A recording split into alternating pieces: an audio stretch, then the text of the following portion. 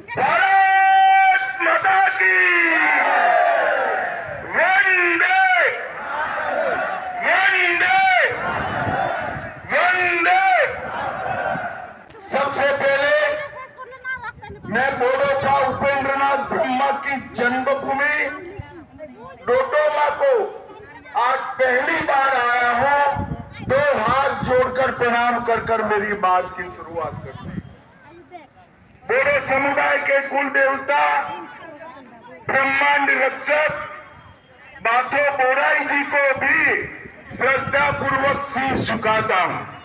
भाइयों बहनों, सबसे पहले आप सबके सभी कार्यकर्ताओं का मैं धन्यवाद करना चाहता हूं कि आपके 57वें कन्वेंशन में मुझे शामिल होने का आपने मौका दिया। आप सभी का मैं बहुत बहुत धन्यवाद करता हूं, क्योंकि आज जो शांति, विकास और उत्साह दिखाई पड़ता है उसमें आप सबका बहुत बड़ी भूमिका है। आप सब अगर भूमिका न निभाता तो बोडो एकॉर्ड हो ही नहीं सकता था और बोडोलैंड में शांति नहीं हो। इसलिए मैं सभी आपसू के पदाधिकारियों का धन्यवाद करता हूं। आज मैं वो 5000 शहीदों को भी याद करना चाहता हूं जिन्होंने संघर्ष कर बोडोलैंड की शांति को प्रस्तावित करने का निर्णय किया।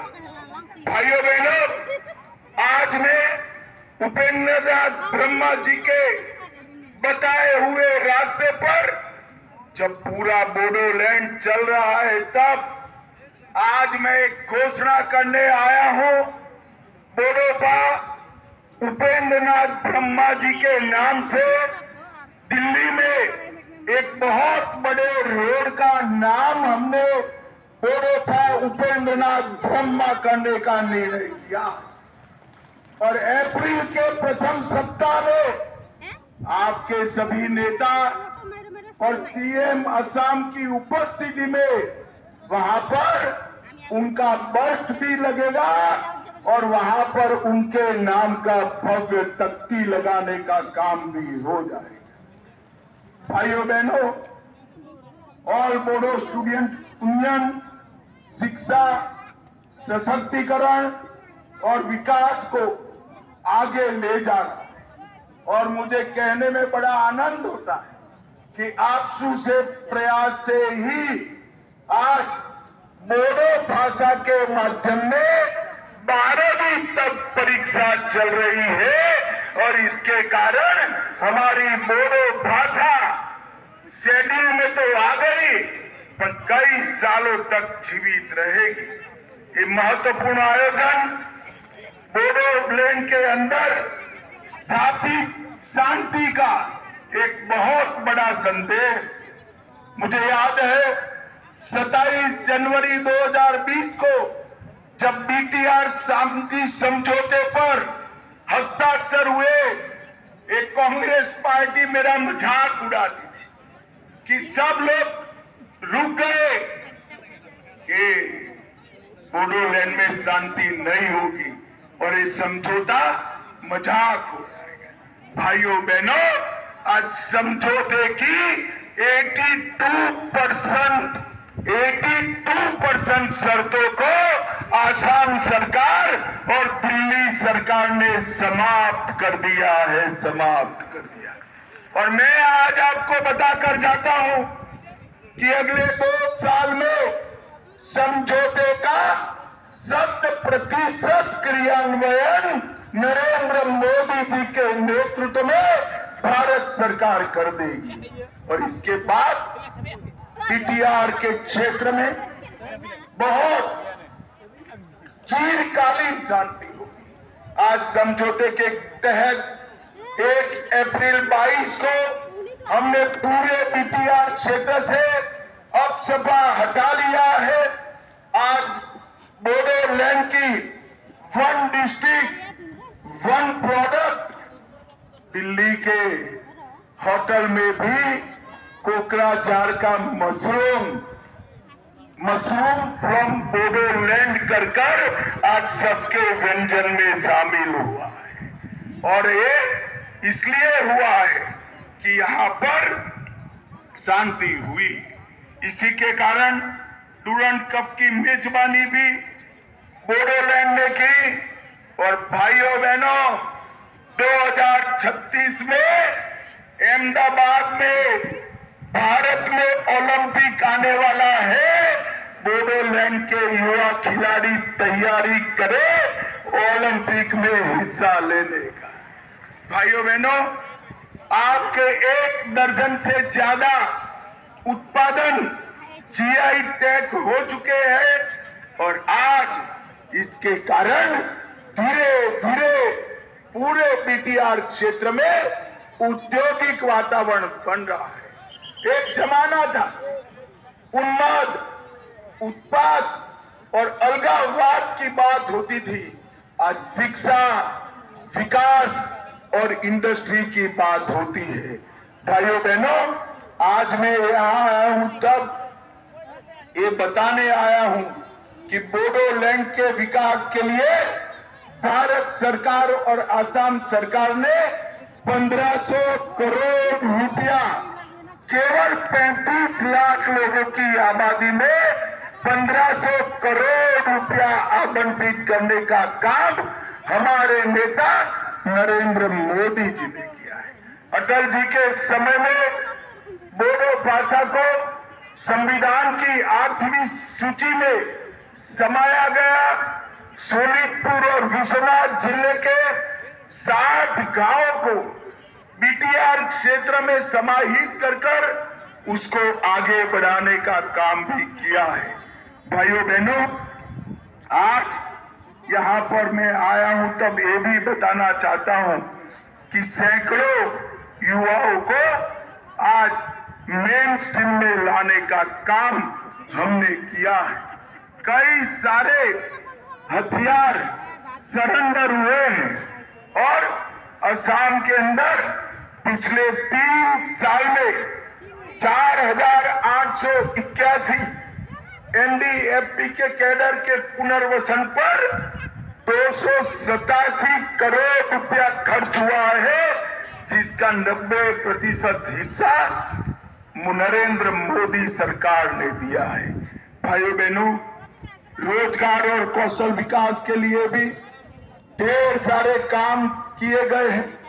एसआईपी, एनआरडी, केवीके, केवीआईसी, पशुपालन, मत्स्य पालन, बागवानी, ये सब ने कई एनजीओ को साथ में रखकर यहाँ पर आगे बढ़ने का काम किया है। और मैं हेमंत जी को भी बधाई देना चाहता हूँ। 400 बोडो युवाओं को आसाम कमांडो बटालियन में भर्ती कर एक नई शुरुआत हेमंत बिस्व शर्मा ने की। और यहाँ पर कई सारे राष्ट्रीय पर्यावरण की दृष्टि से और वन्य जीवन की दृष्टि से अभ्यारण्य भी बनाए गए हैं। और कुल मिलाकर आसाम में 9 उग्रवादी समझौते कर 10,000 से ज्यादा युवाओं को मेन स्ट्रीम में लाने का काम नरेंद्र मोदी के नेतृत्व में भारत की सरकार ने किया है। मित्रों, आज मैं आप सभी को एक बात कहकर जाता हूं। आज सबके हाथ में तिरंगा देखकर किसी का भी मन खुश हो जाएगा। बहुत अच्छा दृश्य लगता है कि एक जमाने में जहां गोलियां चलती थी, वो बोडो युवा हाथ में तिरंगा लहरा रहे हैं। ये दृश्य पूरे देश के लिए एक संदेश। मगर मैं ये भी कहना चाहता हूँ, मैं गुजरात से आता हूँ, पूरे देश में घूमता हूँ। जब बोडो समझौता हुआ तब न केवल बोडोलैंड, न केवल आसाम, पूरे देश के अंदर ही इतनी खुशी थी जितनी बोडोलैंड के अंदर भी इतनी खुशी पूरे देश भर के। जिस तरह से आप लोग देश को प्यार करते हैं, पूरा देश हमारे बोडोलैंड को प्यार करता है और हमारे युवाओं के विकास के लिए कटिबद्ध। भाइयों बहनों, मैं आज यहाँ आया हूं तब एक प्रसंग भूल नहीं सकता। आपने मुझे बहुत समय पहले बाथो बोराई की पूजा करने के लिए बुलाया था, आपके पवित्र वृक्ष की पूजा करने के लिए बुलाया था। यहाँ से जाते वक्त मैंने कहा कि भाई मुझे कुछ साहित्य दीजिए बाथो धर्म का, और जब मैंने पढ़ा तब मुझे मालूम पड़ा कि बाथो धर्म में कितनी ऊंचाई। बाथो शब्द में बा और थो दो धातु है और इसका मतलब है पंच तत्वों के निर्माता का गहरा रहस्य। बा का मतलब होता है पांच और थो का होता है गहरा। अब ये पंच तत्व अग्नि, आकाश, वायु, पृथ्वी और जल है, और यही पंच तत्व आज आपका महान धर्म की मूल नींव है। सीजो पौधे के 5 पर्ण, इसकी 5 शाखाएं, यही पंच तत्व का प्रतीक है। संगा राशि, मेहता हाजी और बारी धाम, ये तीनों देवताओं का भी जब मैंने वर्णन पढ़ा तब ब्रह्मा, विष्णु और महेश के वर्णन से हूबहू मिलता हुआ वर्णन मुझे मिला। और मैं इसके बाद कई सारे स्टडी करने वाले विद्यार्थियों को आपके द्वारा दी गई पुस्तकों को पहुंचाकर बाथो धर्म को हमारे पूरे देश के अंदर एक संदेश के रूप में पहुंचाने का मैं प्रयास करता हूं। भाइयों बहनों, जब आपकी भाषा, हमारी भाषा, बोडो भाषा 8वीं अनुसूची में शामिल है, तब यहाँ से विश्वजीत जेमारी राज्यसभा में थे स्पीकर बनने से पहले। जब राज्यसभा में उन्होंने बोडो में भाषण किया तो पूरा देश आश्चर्यचकित हो गया कि देश की संसद में बोडो भाषा में कोई भाषण करता है, और इसके अनुवाद की व्यवस्था भी भारत सरकार ने की। मित्र, नरेंद्र मोदी जी ने पूरे उत्तर पूर्व को, पूरे नॉर्थ ईस्ट आतंकवाद, आंदोलन, ब्लॉकेड, बंद, हिंसा, इससे मुक्त कराकर विकास के रास्ते पर आगे बढ़ाने का काम किया है। और ये प्रमोद जी है, थकते ही नहीं है। अभी मंच पर मेरे कान में कहते हैं कि बड़े एजुकेशनल इंस्टीट्यूशन हमारे यहाँ लाइए। प्रमोद बाबू, चिंता मत करो, आपकी मांग करने की जरूरत नहीं है। भारत सरकार अपना हर वादा पूरा करेगी, इसमें कोई शंका रखने की जरूरत नहीं। भाइयों बहनों, आज मैं मन से एक बात कहना चाहता हूँ। हेलीकॉप्टर से जब हम उतरे, दूर दूर तक इतने विशाल मंडप के बाहर भी हजारों लोग खड़े हुए। इतनी कड़ी धूप में आप के इस सम्मेलन में आप इतनी बड़ी संख्या में आए हैं, यही बताता है कि आपका कमिटमेंट बोडो क्षेत्र के विकास के लिए अद्भुत है, असम और भारत के विकास के लिए अद्भुत है।